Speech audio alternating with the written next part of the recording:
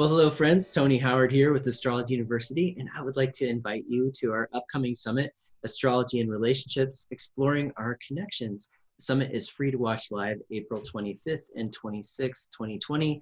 Head over to astrologyuniversity.com/summit to sign up. And today I have one of our amazing speakers with us. We have 12 amazing speakers at this summit, and one of those is Vanessa Montgomery, who's joining me from Australia today. Hey, Vanessa.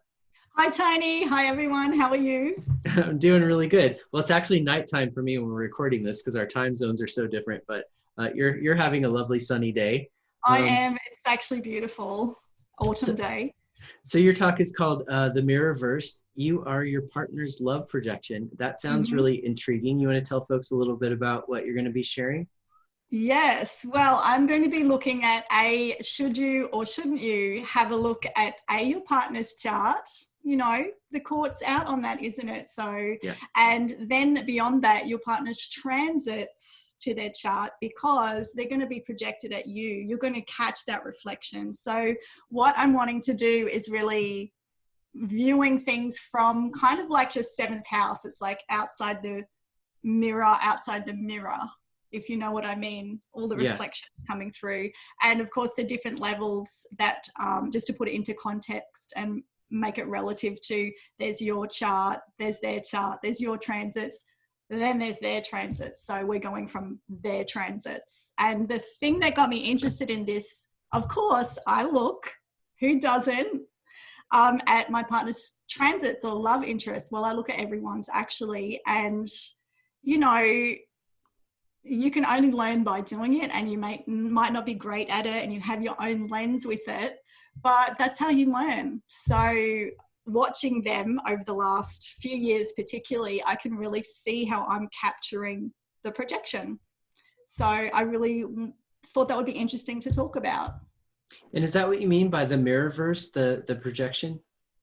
Yeah, like, you know, your seventh house, you're projecting things onto your seventh house, but so is the other person, and so you're catching it. They're projecting onto you, so you as their projection, really standing in their shoes. And I've just really noticed it personally, and I look at it for clients and friends as well, and just use that to put things into context as well and create a bit of detachment actually.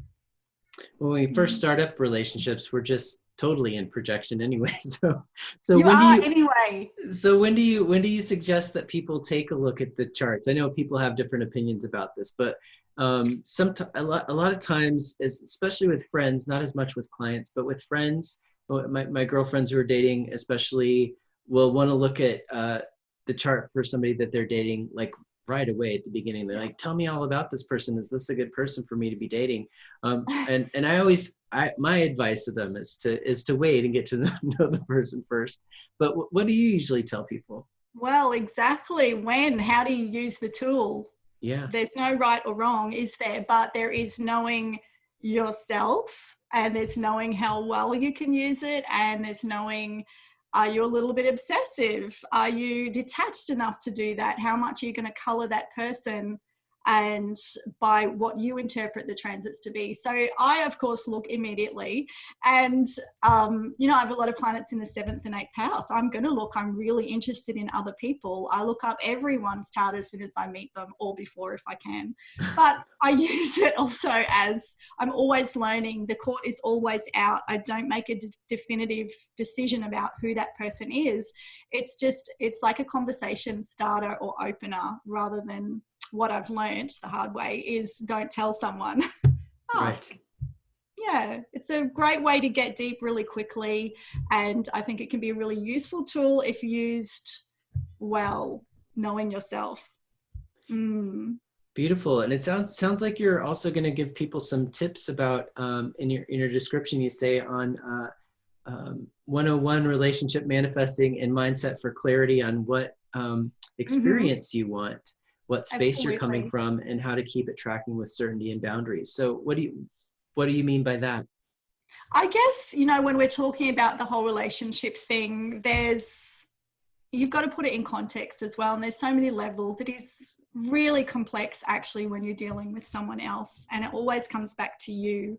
and what you're putting out there. So I've just really found, again, from my own personal experience, when I've made definitive decisions, not even thinking I'm writing a list, I want this sort of person, that person. It's just when little ideas have clicked into place, I've noticed the next person that comes along ticks all the boxes that I didn't even realize I was choosing. So I wanted to bring that up as well. And then there's also like the transits are the transits. So they're going to capture them, you're going to capture theirs, and you're going to play something out. So you're going to want to have a tool to identify that, start talking about it, and hopefully get the best out of it and understand the worst if the worst is happening, and know perhaps if it's time to bail or not as well. Right.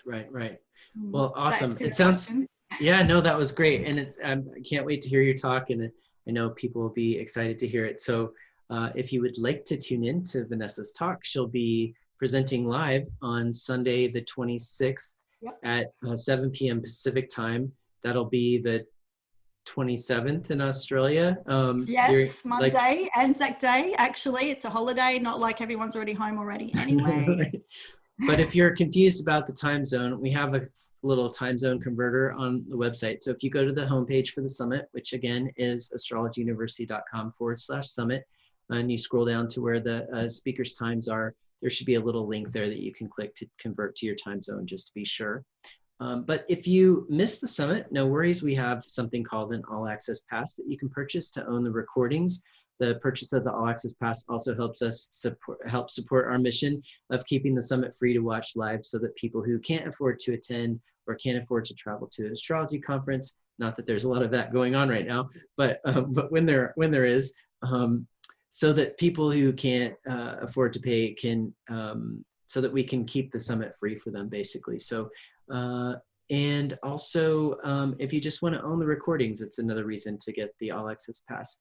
But what a lot of people will do is just block out that weekend, April 25th and 26th, and plan to watch all the talks that you can. We have talks scheduled early and late on purpose. We have listeners all around the globe, and for our folks in Europe, we have some early talks that they can attend, and for our folks in Australia and that part of the world, we have some later talks. So we go until 7 p.m. and that's when your talk is, at 7 p.m. Pacific time. So, which in Australia is 12 o'clock lunchtime on Monday. Perfect. Awesome. Yep.